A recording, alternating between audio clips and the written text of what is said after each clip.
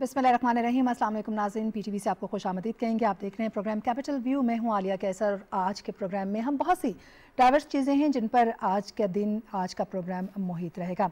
सबसे पहले तो अगर हम बात करते चलें रहमतुल्लिल आलमीन कॉन्फ्रेंस, जिसे वज़ीर-ए-आज़म इमरान खान ने ख़ुद ख़िताब भी किया और ख़ास तौर पर आज किस तरह के पाकिस्तान को तश्कील देने की ज़रूरत है, मदीना की रियासत, फलाही रियासत, नौजवानों का किरदार और फिर सबसे अहम चीज़ किस तरीके से हम माशरे में पनपने वाली बुराई को जो जन्म लेती जा रही है, जो बढ़ती जा रही है, ख़त्म कर सकते हैं, किस तरह के इक़दामात लिए जाने चाहिए, इन पर उन्होंने बात की। आज के इस प्रोग्राम में हम उस पर कुछ बात करेंगे और यकीनन किस तरह के इक़दामात आगे फ्यूचर में लिए जाएंगे जिससे एक बेहतरीन पाकिस्तान उभर कर सामने आएगा, एक बेहतरीन नौजवान उभर कर सामने आएगा, उसके पहलू भी आज के इस प्रोग्राम में शामिल रखेंगे। इसके साथ साथ कुछ बात करेंगे इंडिया और चाइना, लद्दाख का मामला, जहाँ पर भारत अपनी आर्मी बढ़ाता चला जा रहा है लेकिन इल्ज़ाम चाइना पर आयद कर रहा है, तो दूसरी जानिब चाइना की तरफ से लिए जाने वाले इक़दामात, इस वक्त लद्दाख का जो मामला है और ख़ासतौर पर 2 अक्टूबर के तस्करा करते चलें तो भारत की आर्मी का मुख्तलिफ इलाकों का दौरा और एक बार फिर से चाइना पर इल्ज़ाम, सिलसिला क्या है और मामला कहाँ जाकर रुकेगा, एक नज़र डालेंगे इस पर भी आज के इस प्रोग्राम में।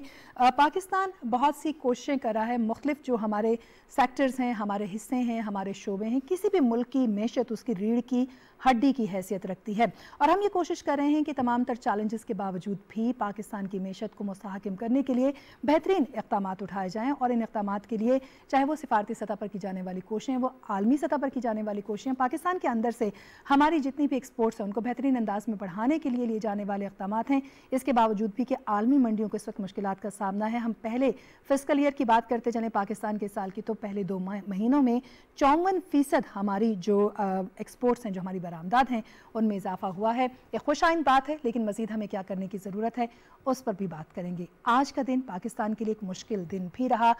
मोहसिन पाकिस्तान, मोहसिन इंसानियत डॉक्टर अब्दुल कदीर खान आज के दिन इस जहान फ़ानी से कूच कर गए। वे एक ऐसी शख्सियत थे जिनका एहसान यकीनन पाकिस्तान पर हमेशा रहेगा और पाकिस्तान ने भी मुकम्मल तौर पर उनकी वसीयत के मुताबिक उनकी तदफीन भी की।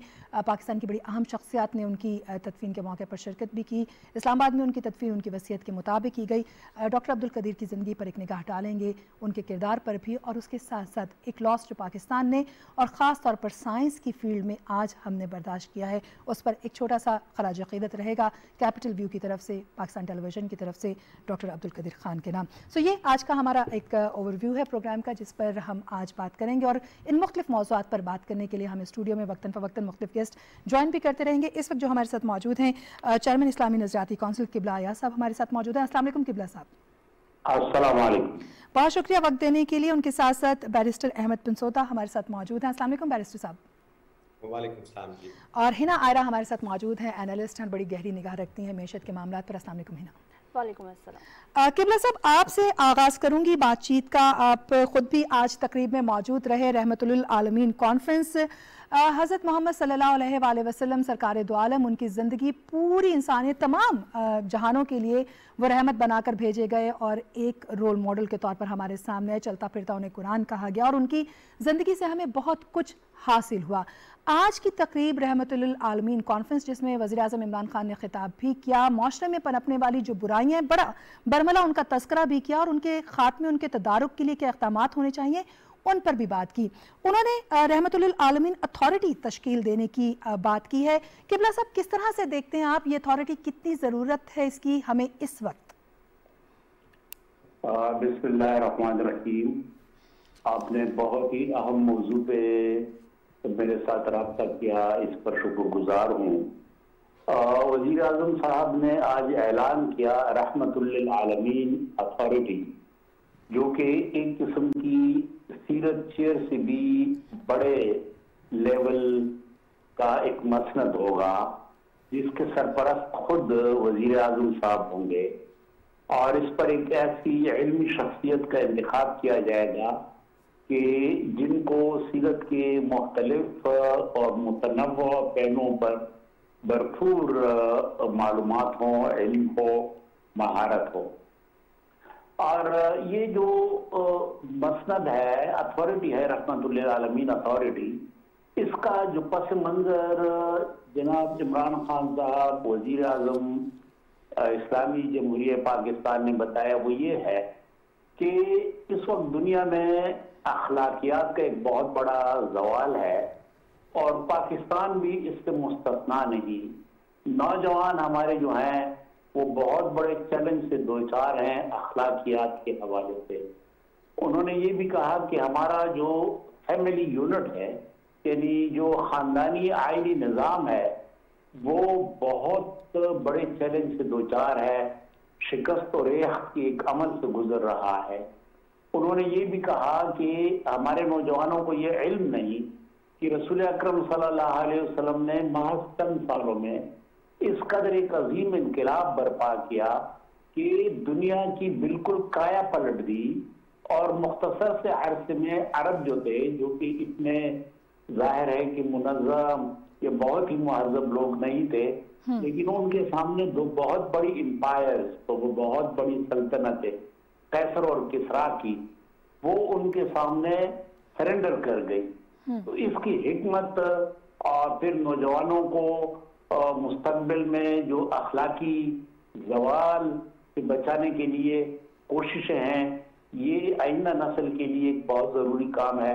اور وزیر اعظم صاحب نے کہا کہ اس مقصد کے لیے میں یہ اتھارٹی قائم کر رہا ہوں جس کا کام یہ ہوگا کہ وہ ان موضوعات پر ریسرچ کرے, پورے ملک کے اندر سیرت رسول کے ساتھ بالکل بالعموم اور اس کے رحمت للعالمین کے پہلوؤں کے ساتھ بالخصوص نوجوانوں کو, عام لوگوں کو, ٹیچرز کو, ممبر و محراب کو منسلک کر لیں اور اس طریقے سے اس حوالے سے ایک بہت بڑی تبدیلی کا پیش خیمہ بنے. جی بہت شکریہ قبلہ یا صاحب, آپ ہمارے ساتھ موجود رہے. بیرسٹر احمد صاحب آپ کی طرف آنا چاہوں گی. وزیر اعظم نے آج کی اس تقریب میں بہت زیادہ زور دیا نوجوانوں کی بہترین تربیت پر. ان کا کہنا یہ ہے کہ کئی طرح کا مواد ہے, نازیبہ مفاد ہے جو کہ مختلف ذریعوں سے جب نوجوانوں تک پہنچتا ہے تو ڈسٹریکشن کی بہت سی وجوہات ہمارے پاس موجود ہیں. آپ کیا سمجھتے ہیں کہ کیا اقدامات ہمیں لینے ہوں گے کہ جب ہم واقعی مدینے کی ریاست کی بات کرتے ہیں, کردار کی صلاحیت کی بات کرتے ہیں, ایک مضبوط نوجوان کی بات کرتے ہیں, تو کیا کرنا ہوگا ہمیں؟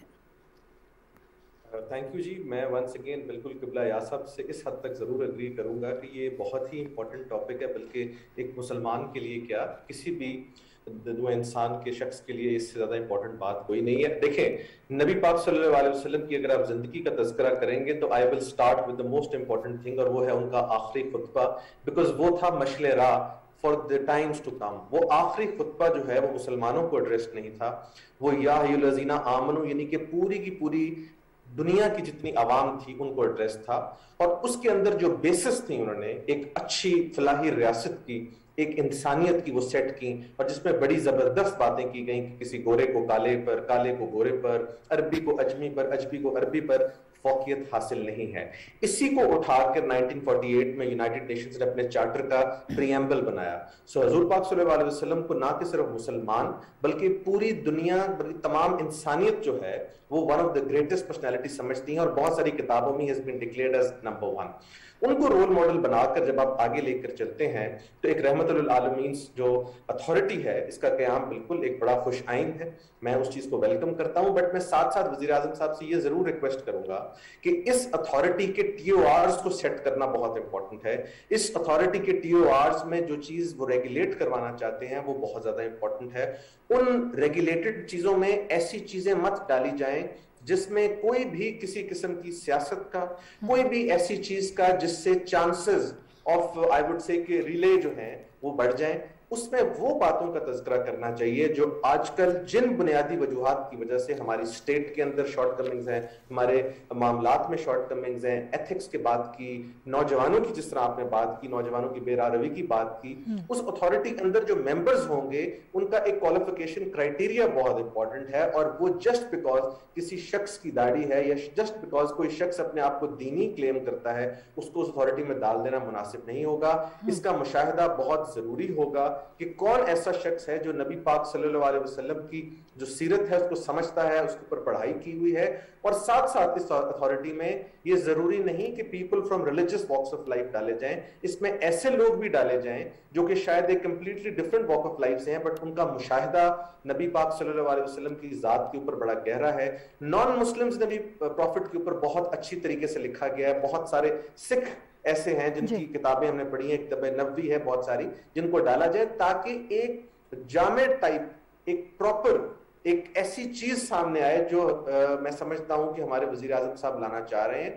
بے شک ایتھکس میں فقدان ہے, بے شک بہت سارے ایریاز میں فقدان ہے, پولیٹیکل سسٹم سے لے کر سزا اور جزا کے سسٹم سے لے کر سچ جھوٹ کے سسٹم سے لے کر تمام چیزوں میں وہ مشغلے راہ ہیں, لیکن ان کی تھرو امپلیمنٹیشن بہت ضروری ہے. اس میں ifs and buts کی بات نہیں آئے گی. اس میں جس طرح اسلامک نظریاتی کاؤنسل کے سچے پرسن صاحب ہمارے ساتھ ہیں, جن کا میں بہت احترام کرتا ہوں, ایک انتہائی پڑھے لکھے شخص ہیں جو کہ ماڈرن تعلیم سے بھی واقف ہیں اور دینی تعلیم سے بھی واقف ہیں. سو آپ کو اس ٹائپ کے لوگوں کو لانا ہوگا, ایسے لوگوں کو لانا ہوگا جو کہ کنٹروورشل نہ ہو, جن کے اوپر کسی قسم کا کوئی داغ نہ ہو, تبھی وہ رحمت للعالمین اتھارٹی کے اندر جا کر جسٹس کر سکیں. اور یقیناً اس طرح کی مثالیں جو ہیں وہ نوجوانوں کو اور زیادہ انکریج کریں گی کہ ہمارے جیسے لوگ جو ہیں وہ اگر زندگی کو بہترین لے کر چل سکتے ہیں تو ہمارے لیے اس کو اڈاپٹ کرنا زیادہ مشکل نہیں ہوگا.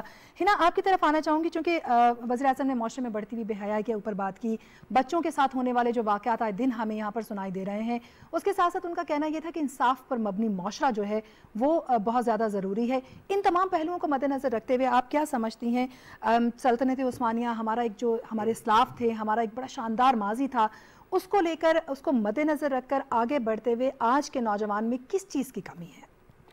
بہت شکریہ عالیہ. جس طرح ہمارے گیسٹ بات کر رہے تھے, وزیر اعظم کی طرف سے اس اعلان کا ہونا اور اس موقع پہ بہت خوش آئند ہے اور اس کو بہت اچھے طریقے سے یوٹیلائز کیا جا سکتا ہے. سب سے پہلے تو آپ اگر قومی سطح پہ دیکھیں, کردار سازی کی بات ہو رہی ہے, نوجوانوں کی کردار سازی ہی نہیں پوری قوم کی کردار سازی کی یہاں پہ بات ہو رہی ہے اور یہ بہت خوش آئند اقدام ہے.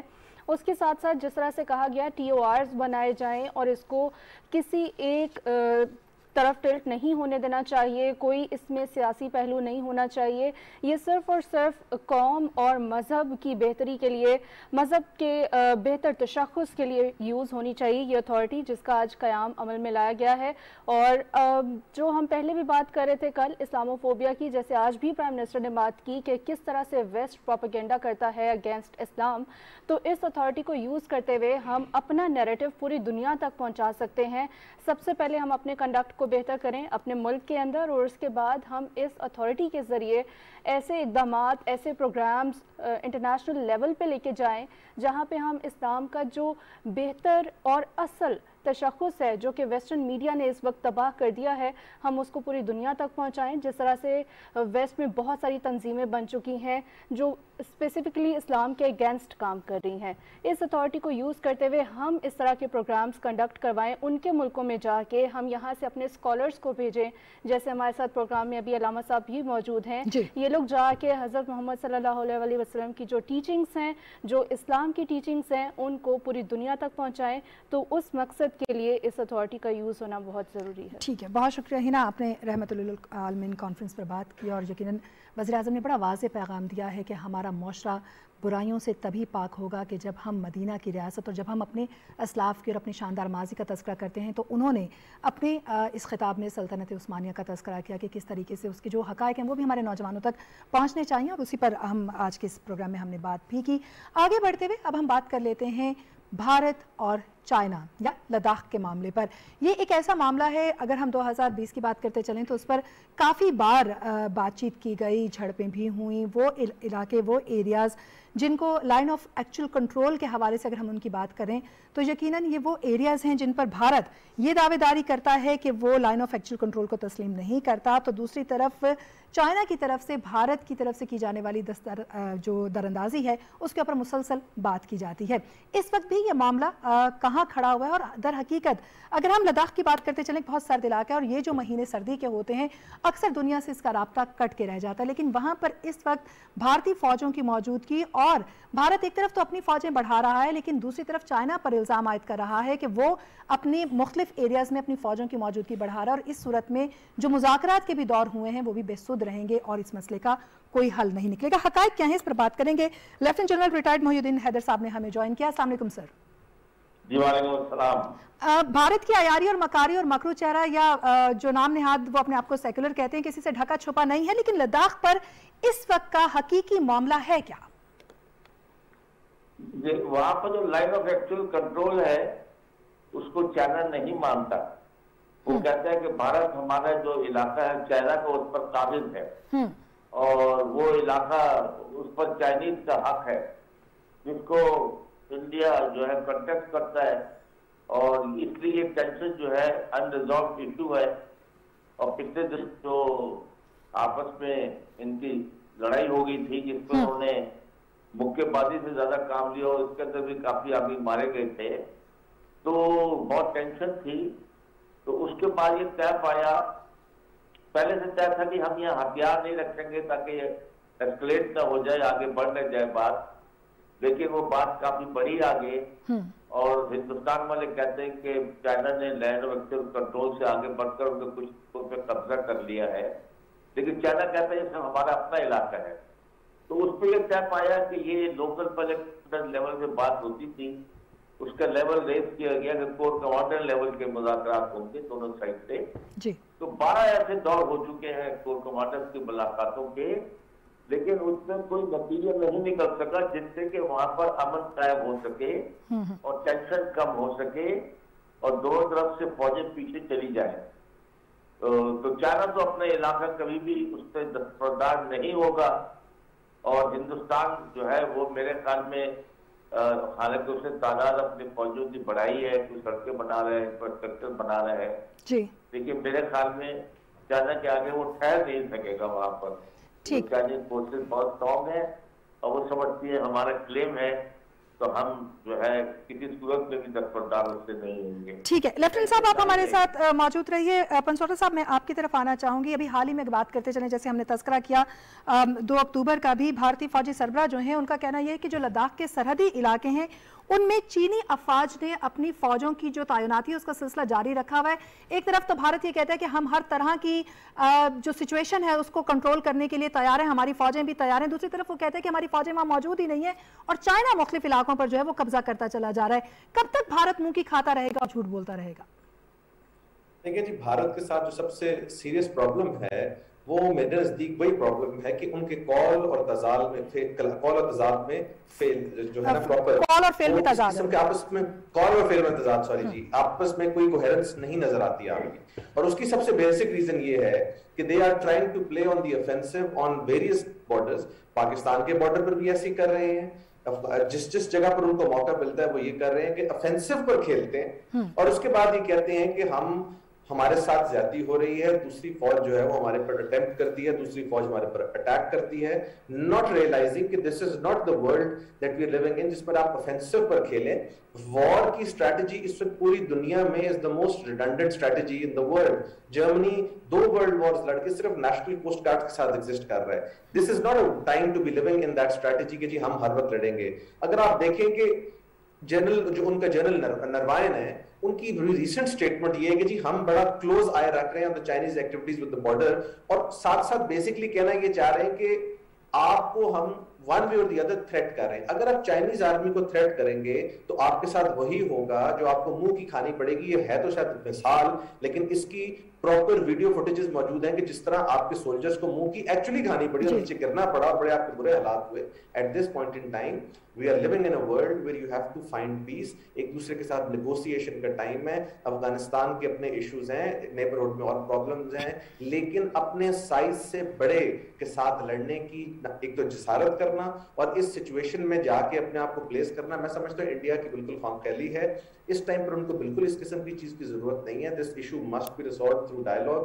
چائنا کی انٹینٹ بڑی کلیئر ہے، they want to resolve it and they want to resolve it outright. لیکن اگر وہ سمجھتے ہیں کہ انڈین پرسیپشن جو ہے میڈیا میں یہ جائے کہ ہم نے چائنا کو شکست دے دی یا ہم چائنا سے گھبراتے نہیں ہیں، ہم چائنا سے ڈرتے نہیں ہیں، I think this will play a negative role اور انڈیا کے لیے بڑا اس کا نقصان ہوگا. اور انڈیا کی ہمیشہ آپ نے بات بالکل درست کی کہ منہ کی کھانی پڑتی ہے. انڈین آرمی چاہے افغانستان ایشو ہو، پاکستان ایشو ہو، بلوچستان ہو، کلبھوشن یادو ہو یا تیز فینٹاسٹک ہو، ان کو ہر جگہ اپنی جو ہے اس کی کا سامنا کرنا پڑتا ہے اور ان کے حالات ہمیشہ برے ہی ہوتے ہیں. تو اس لیے they need to rethink their strategy. Narendra Modi سے باہر آ جائیں، جس طرح میں نے کل کہا تھا کہ ایک دہشت گرد اسٹریٹجی اور ایک ٹیررسٹ اسٹریٹجی سے باہر آ کے they should start thinking like a proper army، جس طرح باقی دنیا کی decent armies in the world are existing. ٹھیک. لیفٹیننٹ صاحب، میں آپ کی طرف واپس آنا چاہوں گی. آپ نے کہا 12 دور مذاکرات کے ہو چکے ہیں، 13واں دور اکتوبر کے دوسرے ہفتے میں جو ہے وہ ہونا ہے، یعنی जल्द इसके ऊपर बातचीत जो है वो दोबारा की जाएगी और उसके बाद फिर मजीद एक दौर जो है वो सामने आएगा।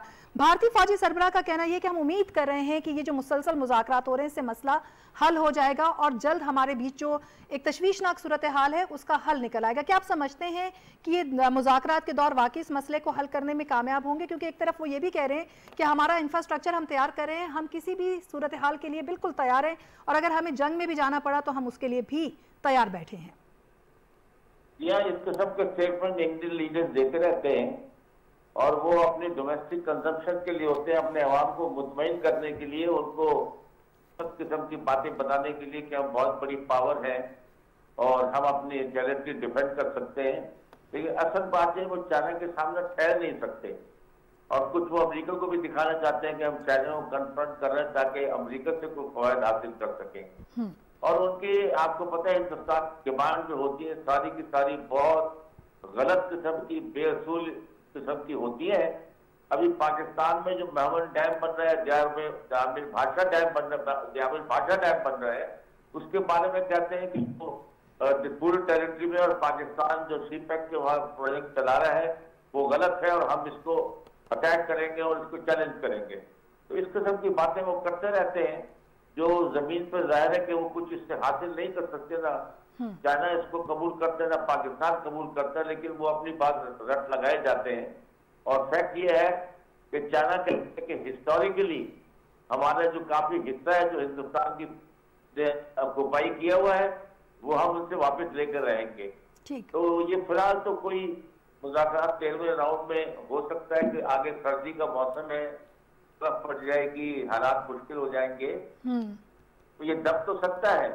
लेकिन जो ही दोबारा जो है मौसम बेहतर होगा मार्च अप्रैल मई में, तो फिर दोबारा वहां एक्टिविटी शुरू हो सकती है और चाइना किसी सूरत में भी जो है अपना हक से दरबरदार नहीं होगा और भारत उसको कुछ नहीं बिगाड़ सकता। ठीक है लेफ्टिनेंट साहब, बहुत शुक्रिया आप हमारे साथ मौजूद रहे। Lieutenant general retired Mohiuddin Haider साहब ने अपने ख्यालात का इज़हार किया। ही ना आपकी तरफ मैं वापस आऊँगी और चूँकि हम बात कर रहे हैं भारत के एक मखसूस रवैये की, सिर्फ ऐसा नहीं है कि वो लद्दाख का मामला है, हम कश्मीर के मामले पर बात कर लें, भारत के अपने अंदर उसके रवैये की बात कर लें। भारतीय फ़ौजों को इससे पहले भी झूठ बोलने पर हजीमत का सामना करना पड़ा, दुनिया के सामने है, जैसे बैरिस्टर साहब ने अभी तस्करा किया, चीज़ फैंटास्टिक और दीगर जो चीज़ें हैं उन्होंने उसके ऊपर भी जब भी बात हुई भारत की आर्मी को अपने ही झूठे जो बयानात हैं उन पर मुंह की खानी पड़ी। एक बार फिर से वो दो तरह के बयानात को लेकर चल रहे हैं। आप क्या समझती हैं कि क्या इक़दामात उठाने की अब ज़रूरत है? क्या आलमी सतह पर दुनिया को इसमें इन्वॉल्व होना होगा या वाकई मुज़ाकरात से इस मसले का कोई हल निकलता नज़र आता है? मुज़ाकरात की जो आप बात कर रही हैं, 2 महीने का गैप आया है इन टॉक्स को दोबारा से शुरू करने के लिए। जो 3rd डायलॉग सेशन अभी शुरू हुआ है, ये लास्ट मंथ SCO समिट हुआ है ताजिकिस्तान में, जहाँ पे फॉरेन मिनिस्टर्स मिले हैं इंडिया और चाइना के, जिसमें एग्री किया गया कि हम दोबारा से इन टॉक्स को शुरू करेंगे ताकि जो टेंशन बनी हुई है LAC पे, उस पर बातचीत के ज़रिए मसले को हल किया जाए। रीसेंट फेस ऑफ जो हुआ है दोनों अफवाज के बीच में वो 10 दिन पहले हुआ है। मतलब अभी भी इंडिया एक तरफ चाइना को राजी कर रहा है कि आप डायलॉग के जरिए ये मसला हल करें, दूसरी तरफ वो बार बार इस तरह की एक्टिविटीज़ में इंगेज भी हो रहा है चाइनीज़ मिलिट्री के साथ, जो साइज़ में और कैपेसिटी में इंडियन मिलिट्री से कहीं ज़्यादा बड़ी है। क्योंकि इंडियन मिलिट्री का, इंडियन गवर्नमेंट का सिर्फ एक ही ऑब्जेक्टिव होता है, उनकी सिर्फ एक पॉलिसी है कि आप मीडिया और इंटरनेशनल मीडिया में बयानबाजी करें। स्पेशली जो इंडियन मीडिया है वो इतना ज़्यादा इस पे बयानबाजी करता है अपने अवाम को ये बताने के लिए कि मैदान जंग में इंडियन फ़ौजें जो हैं, इंडियन फ़ौज बहुत अच्छी कारकर्दगी दिखा रही है। लेकिन हम सब ने वो वीडियोस भी देखी लद्दाख में, जो चाइना ने इंडियन अफवाज को जिस तरह से ट्रीट किया गया वहाँ पे और उनको बैक ऑफ करना पड़ा। यही सिचुएशन है। मुज़ाकरात की एक तरफ बात करते हैं, एक्चुअली पॉलिसी पाक इसमें फ़ौज की बिल्कुल अलग होती है इंडियन आर्मी की। सो मुज़ाकरात के ज़रिए ही इसको हल करना पड़ेगा। जैसे अभी बात कर रहे थे जनरल साहब के विंटर सीजन स्टार्ट होने वाला है और 2 लाख के करीब ट्रूप्स हैं जो इस टाइम पे डिप्लॉयड हैं LAC पे। अगर ये सेकेंड विंटर सीजन भी इसी टेंशन और इसी सिचुएशन के साथ गुजरता है तो ये सिचुएशन इंडिया के लिए LOC वाली चली जाएगी। तो इंडिया ने ہر فرنٹ پہ اپنے لیے ایک محاذ کھولا ہے، پاکستان کے ساتھ، چائنا کے ساتھ اور باقی اپنے ہمسایہ ممالک کے ساتھ بھی. تو یہ انٹرنیشنل کمیونٹی کو بھی اس میں دیکھنا پڑے گا کہ ایک طرف افغانستان ہے اور دوسری طرف انڈیا ہر فرنٹ پہ اپنے ہمسایہ ممالک کے ساتھ جنگ کی طرف جا رہا ہے. تو یہ ریجن کی اسٹیبلٹی کے لیے بہت بڑا خطرہ ہے. بالکل. احمد صاحب آپ کی طرف آنا چاہوں گی. بھارتی فوج کے سربراہ جنرل مکن منوج نروا جو ہیں وہ مختلف ایریاز کا دورہ کر رہے ہیں. بھارتی فوج نے خود کہا ہے کہ وہ آپریشن کی تیاریاں کر رہے ہیں اور ایریا کی جو حقائق ہیں ان کو جاننے کی کوشش کر رہے ہیں، جبکہ خود جو بھارتی فوج کے سربراہ ان کا کہنا یہ کہ K9 جو آٹومیٹک ان کا اسلحہ ہے، ہتھیار ہے، اس کا بڑا ہم نے فیلڈ میں کامیاب تجربہ کیا ہے. تو ایک طرف تو بظاہر یہ لگتا ہے کہ وہ مذاکرات کا ڈرامہ رچا کر خود ایک جنگی کیفیت پیدا کرنا چاہتے ہیں، نہ ان کو وہاں پر جو آس پاس کے گاؤں ہیں ان میں رہنے والے لوگوں کا خیال ہے اور نہ ہی وہ حقائق کی طرف آ رہے ہیں، بلکہ آنکھوں میں دھول جھونکنے کی کوشش کر رہے ہیں مذاکرات کے پیچھے چھپ کر. میں سمجھتا ہوں جی اگر انڈین جنرل صاحب کسی ایک آپریشن کی تیاری کرنا چاہ رہے ہیں تو وہ میرا خیال ہے کہ ان کو آپریشن تھیٹر میں اپنے کوئی فزیکل آپریشن کی تیاری کرنی چاہیے، بیکاز جو پچھلے 3-4 ان کے وینچرز رہے ہوئے ہیں اس میں جو ان کے ساتھ ہو چکا ہے اس کے بعد ان کو بالکل کسی قسم کی وارفیئر کا نہیں سوچنا چاہیے، کسی قسم کی ایسکلیشن کا نہیں سوچنا چاہیے گا. میرا تو یہ خیال ہے کہ جو آرمیز ان کے سائز میں چھوٹی ہیں ان کے ساتھ بھی ایسی بات نہیں ان کو کرنی چاہیے. They are trying to play with the lives of Indians اور ان کو یہ چیز انڈرسٹینڈ کرنی چاہیے کہ اس ٹائپ کے دور میں پری پلانڈ چیزیں پراپر پلاننگ کے بغیر، پراپر ایگزیکیوشن کے بغیر جب آپ کریں گے تو پھر جس طرح میں نے پہلے example the that is fantastic وہی والی بات ہوگی. یہ میری سمجھ سے باہر ہے کہ انڈین آرمی جو ہے اس کے اوپر اس وقت کیا چیز طاری ہو چکی ہے کہ why are they even giving this impression کہ ہم اس کو پریپیئر کر رہے ہیں. یہ تو ملٹری کا سبجیکٹ ہے، اس میں جنرل صاحب بھی زیادہ بہتر بتا سکتے ہیں. اگر ایسی سچویشن ہو بھی تو تاثر یہ نہیں دیا جاتا کہ ہم کسی وار کی طرف جا رہے ہیں یا ہم کسی offensive کی طرف جا رہے ہیں. They should try and secure their relationship with China. Not only China, Pakistan and other countries. Trade کی بات کرنی چاہیے. ہم دنیا کے اس دور میں رہ رہے ہیں جس میں ٹریڈ کی بات ہو، of dealing with the other on equal levels کی بات ہو اور ڈیلنگ ود ایکولز کی بات ہو. یہ بات کر رہی اور رہے ہیں کہ جی فلانی جگہ کا ہم دورہ کر رہے ہیں، فلانی جگہ کا دورہ کر رہے ہیں. جہاں پر یہ دورہ کرتے ہیں وہاں پر ان کے اوپر اتنا برا اٹیک ہوتا ہے کہ eventually they are left with nothing but embarrassment. So میں سمجھتا ہوں کہ انڈین جنرلز کو بھی اور اس سے زیادہ امپورٹنٹ کمانڈر ان چیف کا رول ہے جو کہ ان کے صدر اور پرائم منسٹر کا رول ہے کہ وہ ان کو اس چیز پر سمجھائیں کہ خدا را آپ یہ وار اور اس ٹائپ کی سچویشنز کے دورے نہ کریں. اگر آپ نے دورے کرنے ہیں تو جا کے ان ملٹری کی بیسک بکس کو ریوزٹ کریں جہاں پر یہ لکھا ہوا ہے کہ ایسی سچویشنز میں وارفیئر نہیں کی جاتی، ایسی سچویشنز میں صلح کی جاتی ہے، ایسی سچویشنز میں ملکوں کی تقدیر لکھنے کے لیے ان کو آگے بڑھایا جاتا ہے. What the hell are you doing?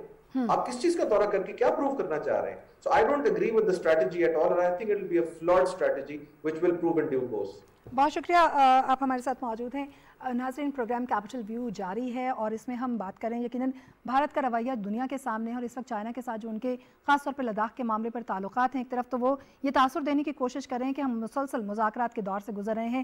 حال ہی میں چینی وزیر خارجہ کا جو بیان رہا کہ فارورڈ پالیسی کا جو ایک طریقہ کار ہے اس پر عمل پیرا ہے بھارت نے اس کی بھی تردید کی. ایک طرف وہ یہ کہتے ہیں کہ ہم مذاکرات سے مسئلے کو حل کریں گے، دوسری طرف وہ کہتے ہیں کہ جی ہم نے K9 اسلحہ جو ہے جدید آٹومیٹک اس کا ابھی فیلڈ میں بڑا کامیاب تجربہ کیا ہے، ہم مختلف جگہوں کا دورہ کر رہے ہیں اور ہمارے سربراہ جو ہیں وہ آپریشن کی تیاریوں میں مصروف ہیں. تو دو طرح کے بیانات کو وہ ساتھ لے کر چل رہے ہیں، لیکن ماضی بھی اس بات کا گواہ ہے. تاریخ بتاتی ہے کہ بھارت کو بڑے پیمانے پر منہ کی کھانی پڑی ہے. آنے والا وقت کیا ان کے لیے لے کر آتا ہے یہ تو ہم آپ کو بتاتے رہیں گے.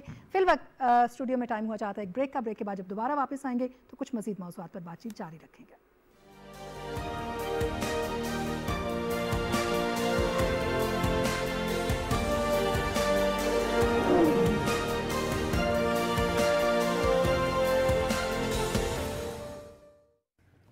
السلام علیکم. یہ کون تھی؟ رشتے کے لیے آئی تھی. اب یہ بڑی ہو رہی ہے، اس کی شادی کی فکر کریں. ہماری بیٹی کی شادی تب ہوگی جب یہ مکمل سمجھدار ہو جائے گی تاکہ اپنا اور اپنے آنے والی نسل کا صحیح فیصلہ لے سکے. اور جو جلد بازی ہمارے ساتھ کی گئی ہم اپنی بیٹی کے ساتھ ہرگز نہیں ہونے دیں گے. محکمہ بہبود آبادی، حکومت خیبر پختونخوا.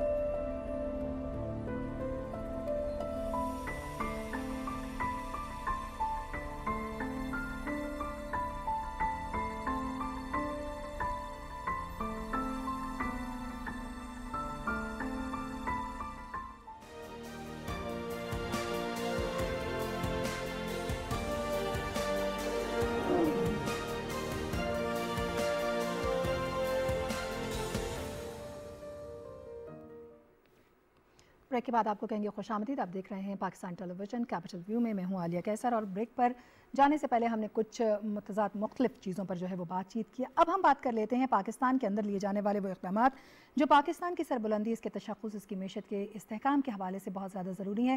ख़ासतौर पर अगर हम बात करते चलें वज़ीर-ए-आज़म इमरान खान के विज़न की, तो एक मजबूत खुशहाल पाकिस्तान और एक ऐसा पाकिस्तान जिसकी दुनिया में शनाख्त हो, पहचान हो। आने वाले वक्त में जो तिजारती रवाबित हैं उस पर पूरी दुनिया बहुत बेहतरीन अंदाज में काम कर रही है, क्योंकि यकीनन जितने बेहतर हलीफ आपके तिजारती रवाबित के साथ आगे होंगे, बिज़नेस कम्युनिटी आपकी स्ट्रॉन्ग होगी, आपकी मुल्क की मैशत का पहिया मजबूत होगा, उतना ही ज़्यादा मुल्क मुस्तहकिम होगा। और इसीलिए मुख्तलिफ़ किस्म के इक़दामात भी लिए जा रहे हैं। खुशाइन बात यह है कि पाकिस्तान का ये जो हालिया फिस्कल ईयर है उसके पहले 2 महीनों की बात करते चलें तो हमारी बरामदात में 54% इजाफा हुआ है। यकीनन वो तमाम तर पॉलिसीज़ जिन पर काम किया जा रहा है और जो इक़दामात लिए जा रहे हैं वो सही समत में चल रही हैं। यही वजह है कि पाकिस्तान की मैशत भी एक सही रास्ते पर हमें गामज़न दिखाई देती है। बात करेंगे इस पर। शारिक वोहरा साहब फॉर्मर प्रेसिडेंट हैं KCCI के, उन्होंने हमें ज्वाइन किया है स्टूडियो प्रोग्राम के अंदर। उनसे बात का आगाज़ करेंगे। शारिक साहब, कितना खुशाइंद है 2 महीने के अंदर 54% हमारी बरामदात का इजाफा? जी बिस्मिल्लाहिर्रहमानिर्रहीम। माशाल्लाह ये बड़ी अच्छी न्यूज़ है कि पाकिस्तान की जो एक्सपोर्ट्स हैं वो 50% जो बढ़ रही हैं, बढ़ी हैं as compare to last month. उसमें हमारी जो सर्विसेज सेक्टर है वो उसमें भी, उसकी एक्सपोर्ट में भी इजाफा हुआ है। अब जरूरत इस बात की है कि इस एक्सपोर्ट की जो ग्रोथ है उसको सस्टेन कर लिया जाए। और मैं समझता हूँ कि जिस तरह गवर्नमेंट ने मुश्किल हालात के बावजूद एक ऐसी बोल्ड पॉलिसीज दी हैं, फॉरेन एक्सचेंज के, स्टेट बैंक के जो इक़दाम हुए, जो इंडस्ट्रियलाइजेशन के लिए हुए, और फिर मुसलसल जो गवर्नमेंट ने पाकिस्तान को एज अ कंट्री परसेप्शन जो है वो उसको पॉजिटिवली प्रोजेक्ट किया पूरी दुनिया में, क्योंकि एक्सपोर्ट्स का दारोमदार बहुत हद तक आपके मुल्क की जो परसेप्शन है उसका, दुनिया उसको किस अंदाज से देखती है उस कंट्री को एज एक्सपोर्टिंग कंट्री, उसमें बहुत मजबूत तब्दीली आ रही है। और इंशाल्लाह उम्मीद ये है कि ये तब्दीली जो है ये पाकिस्तान की एक्सपोर्ट्स में मजीद इजाफे का बायस होगी। फिर एक खुशाइंद मुस्तकबिल में जो खबरें आने वाली हैं वो ये है कि जो टर्फ में फाइनेंसिंग हुई थी उसमें जो मशीनरी इंपोर्ट हुई थी वो मशीनरी इंशाल्लाह लास्ट क्वार्टर 2021 में जब प्रोडक्शन में आ जाएगी तो उससे पाकिस्तान की टेक्सटाइल एक्सपोर्ट में मजीद इजाफा होगा। और ऐसे वक्त में जब पाकिस्तान में वैल्यू एडेड टेक्सटाइल्स की जो एक्सपोर्ट्स थी वो इतनी अच्छी नहीं थी और अभी भी इतनी अच्छी नहीं है, लेकिन ये तमाम नई जदीद मशीनरी आने के बाद इंशाल्लाह उस वैल्यू एडेड टेक्सटाइल्स में जब इजाफा होगा तो फिर हमारी एक्सपोर्ट्स में क्वांटम जो है वो ग्रोथ आएगी। आप क्या समझते हैं शारिक साहब, कौन कौन से सेक्टर्स हैं, कौन कौन सी अशिया हैं, कौन कौन सी प्रोडक्ट हैं जो वाकई इस वक्त में दुनिया की ज़रूरत है और पाकिस्तान से हमें उनके ऊपर काम करने की अशद ज़रूरत है?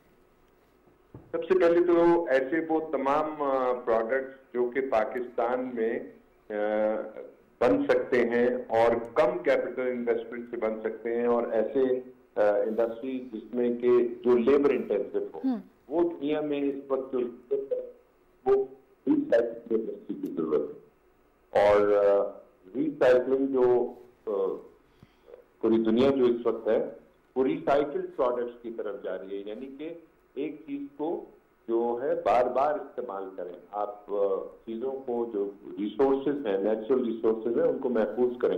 मसलन उसमें कागज है, प्लास्टिक है, स्टील है, ये ऐसे प्रोडक्ट्स हैं जिसमें पाकिस्तान का पोटेंशियल कम से कम $10 बिलियन। अच्छा शारिक साहब, आप हमारे साथ ही रहिएगा। मैं बैरिस्टर साहब आपकी तरफ आना चाहूँगी। जब हम ये बात करते हैं कि पाकिस्तान की प्रोडक्ट्स, तो पाकिस्तान की जो छोटी मार्केट है, जो लोकल हमारी हैंडीक्राफ्ट से लेकर ऐसी चीज़ें हैं जिनको दुनिया में बड़ा पसंद किया जाता है, लोग बाहर से आते हैं तो यहाँ उसको बहुत ज़्यादा अप्रिशिएट भी करते हैं, उसको ख़रीदना भी चाहते हैं। आप क्या समझते हैं कि जब हमारी एक्सपोर्ट्स बढ़ रही हैं तो हमें और कौन कौन से ऐसे सेक्टर्स हैं जिन पर काम करना चाहिए और उन चीज़ों को भी इंटरनेशनल मार्केट तक लेकर जाना चाहिए? देखें जी, कल भी हमें इस पर मौका मिला था बात करने का। मैं समझता हूँ Pakistan must start with their handicrafts, आर्टिक्राफ्ट्स। हमारे आर्टिजन्स हैं, हमारे आर्टिस्ट हैं। मेरा अपना पर्सनल एक्सपीरियंस है कि एक दफ़ा मुझे मौका मिला पेंटिंग बनवाने का, and you would not imagine कि उस आर्टिस्ट ने वही पेंटिंग जो है वो तकरीबन 10,000 रुपीज़ में बनवा दी, जो कि एक आम ऑर्डिनरी आर्टिस्ट शायद बाहर के मुल्क का लाखों में बिना बनाता। सो पाकिस्तान के पास इमेंस टैलेंट है, and I am talking about DA Khan, एक पुराना एरिया है फ्रंटियर का। सो मेरा आप लोगों की रिक्वेस्ट ये होगी कि हमें जिस चीज पर फोकस करना चाहिए, मैंने आपको एक एग्जांपल दी थी एक लोकल एनजीओ की वसीला के नाम से, वो भी इनको प्रमोट करिए। सबसे आसान है पाकिस्तान की उस लेबर को, वर्कफोर्स को इनटू बिजनेस लाना जो कि इस वक्त घरों में बैठकर अपने काम कर रहे हैं और गरीब गुरबा लोग हैं। पाकिस्तान की बहुत सारी ऐसी इंडस्ट्रीज हैं जिनको प्रमोट करना चाहिए, बट ये सरफहरिस्त है। नंबर 2 पर हमारा जो इंटेलेक्चुअल कैपिटल है, जिसकी मैं कल भी बात कर रहा था कि अब आजकल का दौर ये नहीं रह गया कि आपके कैपिटल की डेफिनेशन जो है वो स्टीम इंजन या घर या फैक्ट्रीज या ये सब कुछ हो, वो आपका माइंड है। हमारे बहुत सारे सॉफ्टवेयर इंजीनियर्स हैं जो बाहर जाने से उसके लिए तैयार बैठे हैं, बिकॉज वहाँ उनको पजीराई ज़्यादा मिलती है। सम of them are working here as well, because वो यहाँ पर भी काम ठीक है, बट बाहर की ज़रूरत है। उन लोगों को काम लेकर देना, उन लोगों के आइडियाज़ को एक्चुअली जनरेट करना। some fantastic people that I have spoken to, मैं कईयों को represent भी करता हूँ as a वकील, उन लोगों को मौका देना I think बहुत important है। ये दूसरी इंडस्ट्री है। तीसरी इंडस्ट्री ये है जिसकी स्पोर्ट्स की हम इंडस्ट्री, उसमें खैर already we are doing well, but वो स्पोर्ट्स जिनमें अभी पाकिस्तान को मौका नहीं मिला, आई थिंक उनको भी सरफहरिस्त आगे रखना चाहिए।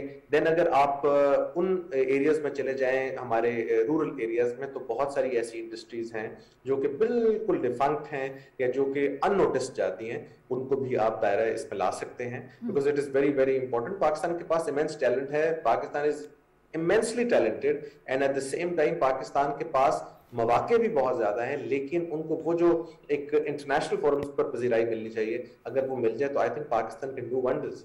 जी हिना, आपकी तरफ आऊँगी। माशी अमूर पर पाकिस्तान की आपकी बड़ी गहरी निगाह भी है।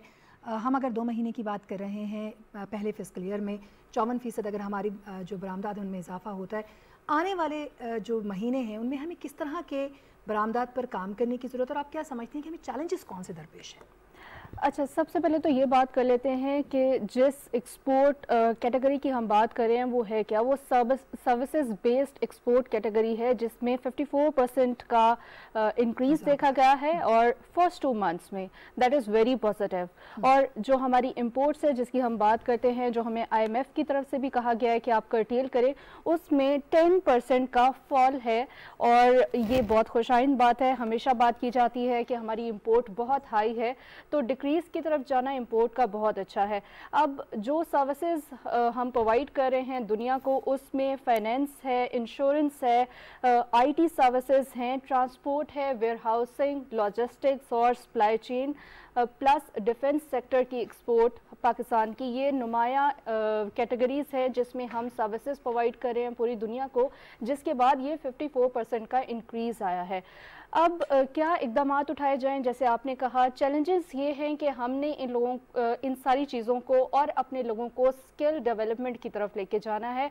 अगर ये छोटे छोटे जो सेक्टर्स हैं, इनमें हम कुछ ऐसे प्रोग्राम्स इंट्रोड्यूस करवा दें यूथ के लिए, हमारी बड़ी पॉपुलेशन का हिस्सा जो है वो यूथ पे मुनहसर है, तो उनको हम अगर छोटे छोटे प्रोग्राम्स ओपन करके दे दें, उनको स्किल प्रोग्राम्स ऑफर कर दे गवर्नमेंट, तो एक नौकरियां देने वाला जो मसला है वो भी ख़त्म हो जाएगा, सेल्फ फाइनेंस की तरफ जा सकती है हमारी यूथ। और साथ साथ सबसे इम्पॉर्टेंट सेक्टर जो पाकिस्तान इस टाइम पे जिसमें बूमिंग मार्केट कहा जा सकता है, that is information communication technology, जिसकी एक्सपोर्ट की बहुत ज़्यादा डिमांड है पाकिस्तान की तरफ से। पाकिस्तान ये एक्सपोर्ट कर रहा है और दुनिया में हमारी डिवाइसेस, हमारे IT इक्विपमेंट, हमारे सॉफ्टवेयर्स और हमारी जो यूथ है उनके बनाए हुए सॉफ्टवेयर्स, और पाकिस्तान में बैठ के जो वो सर्विसेज प्रोवाइड कर रहे हैं पूरी दुनिया में, जिसमें ऑनलाइन मार्केटिंग है और फेसबुक, ट्विटर, बाकी सोशल मीडिया प्लेटफॉर्म्स की मार्केटिंग है, ये बहुत ज़्यादा डिमांड में है। प्लस इसमें हमारा जो नौजवान तबका है वो अपने पैरों पे खड़ा हो सकता है बगैर किसी जॉब के, और बहुत सारे क्रेडिटर्स अपने दिए बगैर वो अपने लिए पैसे कमा सकता है। साथ ही साथ टेलीकॉम सेक्टर हमारा बहुत बूमिंग है। 2017 से लेके 2020 तक $7 बिलियन की इन्वेस्टमेंट टेलीकॉम सेक्टर में हुई है, और ये भी हम दुनिया को ऑफर कर सकते हैं। बिल्कुल। वहरा साहब, आपकी तरफ वापस आना चाहूँगी। जिस तरह से हिना ने भी कहा कि हमारी जो यूथ है उनके लिए हमें मुख्तलिफ किस्म के जो प्रोग्राम्स हैं वो भी इंट्रोड्यूस करवाने चाहिए। आप क्या समझते हैं कि आने वाले वक्त में सबसे चैलेंजिंग और सबसे ज़्यादा डिमांडिंग हमारे लिए پاکستان کی ایکسپورٹ، پاکستان کی پروڈکٹس کو دنیا تک پہنچانے کے لیے کیا چیزیں رہیں گی؟ پاکستان کی ایکسپورٹس 3 چیزوں میں جو ہے وہ بڑا پوٹینشیل ہے. اس طرح بھی نے کہا کہ ایک تو آئی ٹی کمیونیکیشن جو ہماری سافٹ ویئر ایکسپورٹس ہیں وہ اس میں بہت بڑا پوٹینشیل ہے. دوسرا پاکستان کی جو ہیومن ریسورس ہے، اس وقت پوری دنیا میں ہیومن ریسورس کی شدید شارٹیج ہے. نہ صرف یہ کہ مڈل ایسٹ میں اور گلف میں بلکہ یورپ میں، اور سو مچ سو کہ رشیا میں اور ایسٹرن یورپ میں بھی اس وقت شدید، جرمنی میں بھی، یورپ میں، انگلینڈ میں، ایون بہت سارے ملکوں میں پاکستان کی جو ہیومن ریسورس ہے اس کی بڑی ڈیمانڈ ہے. اور خاص کر ایسی اکانومیز جہاں پر ایجنگ پاپولیشن ہے وہ چاہ رہے ہیں کہ پاکستان سے ایکسپورٹ ہو. لیکن ہمارے یہاں چونکہ ووکیشنل ٹریننگ کے جو مواقع ہیں، انسٹیٹیوٹ ہیں، وہ کم ہے. لینگویج اس میں سکھانا پڑتی ہے اور اسکلز اس میں سکھانا پڑتے ہیں. تو ہمارے پاس جو ٹیلنٹڈ یوتھ ہے پاکستان کی 60% سے زیادہ پاپولیشن ہے، تو اس کو بھی ایکسپورٹ کرنے کے لیے ہمارے پاس بہت بڑا پوٹینشیل ہے. اور ابھی آپ کو معلوم ہے کہ پاکستان کی جو ریمیٹنس ہے تھرو پاکستانی جو اوورسیز ہیں وہ سب سے بڑا ہمارا ایکسپورٹ. لیکن وہ ہمارا بہت بڑا اثاثہ بھی ہے. شارق وورا صاحب بہت شکریہ، آپ ہمارے ساتھ موجود رہے، فارمر پریزیڈنٹ KCCI، اور آپ نے اپنی خیالات کا اظہار کیا پاکستان کی جو چاہے وہ سروسز کے شعبے میں ہے یا اوور آل اگر ہم بات کرتے چلیں تو ہماری معیشت کو استحکام دینے کے حوالے سے جو اقدامات لیے جا رہے ہیں ان پر ہم نے بات کی. اور اب ناظرین چونکہ ہم اپنے پروگرام کے آخری جو ایک سیگمنٹ ہے یا حصہ ہے اس میں داخل ہو رہے ہیں، تو ہم بات کریں گے، ہم نے ایک ٹریبیوٹ پیش کرنا ہے، خراج عقیدت دینا ہے ڈاکٹر عبدالقدیر خان کو. ایک ایسی شخصیت جو کسی بھی تعارف کی محتاج نہیں ہے، پاکستان کے لیے تو بالکل بھی نہیں. اگر ہم ان کی شخصیت کے حوالے سے بات کرتے چلیں تو بہت سی ایسی خدمات ہیں سائنس کے شعبے میں جو انہوں نے سر انجام دی، اور سب سے بڑی بات یہ کہ پاکستان کی دفاع کو ناقابل تسخیر بنایا.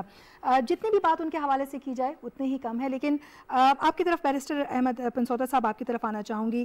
بہت بڑا لاس آج پاکستان نے دیکھا ہے. جی بالکل، پاکستان کا بہت بڑا لاس ہے. اور پاکستان کے بارے میں ایٹ لیسٹ یہی کہنا چاہوں گا کہ ان شخص کی پاکستان کے لیے اتنی بڑی کنٹریبیوشن ہے. آج اگر ایک پاکستانی پراؤڈلی اور سیکیورٹی پوائنٹ آف ویو سے پاکستان میں کیا پوری دنیا میں اپنے آپ کو ایک پراؤڈلی پھر سکتا ہے، that is because of this gentleman. اور میں سمجھتا ہوں کہ اس آدمی کی بہت کنٹریبیوشن ہے ایز اے نیوکلیئر سائنٹسٹ. جو انہوں نے ہمیں نیوکلیئر پروگرام دیا اس کے اوپر میں ان کو جتنا خراج تحسین پیش کروں کم ہے. دیکھیں، Pakistan is one of the few countries in the world جو کہ نیوکلیئر پاورز ہیں، probably 7-8 nuclear powers in the world. اور انڈین آرمی کے لیے بھی جو سب سے بڑا ڈیٹرنس ہے، کیونکہ میں سمجھتا ہوں it is the most undesirable thing کہ آپ نیوکلیئر خدا نہ خواستہ کبھی وار ہیڈ یا نیوکلیئر پاور کو استعمال کیا جائے، لیکن ایز اے ڈیٹرنس جو انہوں نے ہمارے لیے ایکٹ کیا ہے، اس کی one of the main reasons why India could not even think of attacking Pakistan is because of that nuclear power that we have. اس سے پہلے اگر آپ دیکھیں تو انڈیا پاکستان کی جھڑپیں بھی ہوئیں اور وارز بھی ہوئیں، لیکن اس کے بعد جب سے نیوکلیئر ڈیٹرنس تھی، جب سے جنرل ضیاء الحق نے یہ چیز کنوے کی تھی ادھر، اس کے بعد سے آج تک آپ کو پاکستان اور انڈیا کی اس لیول کی ایسکلیشن نہیں ملی. تو اس کا ایک بہت بڑا جو آئی تھنک رول ہے وہ اس کو ہے. ذوالفقار علی بھٹو صاحب کا رول یہاں پر بہت زیادہ ہائی لائٹ کرنا امپورٹنٹ ہے، جنہوں نے بیسکلی اس کے اوپر ایک بہت پاکستان کے لیے کام کیا. میں سمجھتا ہوں کہ ان کو with the highest honours Pakistan کو ان کا بیریل کرنا چاہیے. اپیرنٹلی جو میں نے سنا ایک نوٹیفیکیشن تو ایشو ہو گیا by the ministry of interior کہ جو نیشنل فلیگ ہے پاکستان کا that shall fly at the mast on Sunday. وہ ایک بڑا آئی تھنک اچھا طریقہ ہے ان کو خراج تحسین پیش کرنے کا. اس کے علاوہ ویسے بھی جو ہائیسٹ گیلنٹری ایوارڈز ہیں ان کے لیے بھی نامینیٹ کرنا چاہیے، ان کے لیے ایک اسپیشل پروگرام رکھنا چاہیے. گورنمنٹ کو، وزیر اعظم صاحب کو، سب کو ان کے گھر بھی وزٹ کرنا چاہیے. And I think his funeral should not be treated like any other funeral, یا ان کی جو وفات ہے اس کو کسی اور کے ساتھ اب اکویٹ نہیں کر سکتے، بیکاز پاکستان ان کا مقروض ہے. And as a citizen of Pakistan I salute him while sitting on this T V programme کہ اللہ تعالیٰ ان کے درجات بلند کرے. آمین. ڈاکٹر عبدالقدیر خان کے حوالے سے آپ نے کہا کہ ان کو مزید اعزازات سے بھی اور ایوارڈ سے بھی نوازنا چاہیے. وہ پہلے پاکستانی ہیں جنہوں نے 3 صدارتی جو ایوارڈز ہیں وہ لیے اور ہلال امتیاز سے بھی ان کو نوازا گیا. ان کی جو ڈگریز ہیں وہ ظاہر ہے کہ انہوں نے بیرون ملک سے حاصل کی، اور اس کے بعد سائنس کی شعبے میں انہوں نے بھرپور خدمات پاکستان کے اندر سر انجام دی ہی نا. یقیناً ہمارے لیے یہ ایک بہت بڑا نقصان، اور سائنس کی فیلڈ کے لیے ایک بہت بڑا نقصان.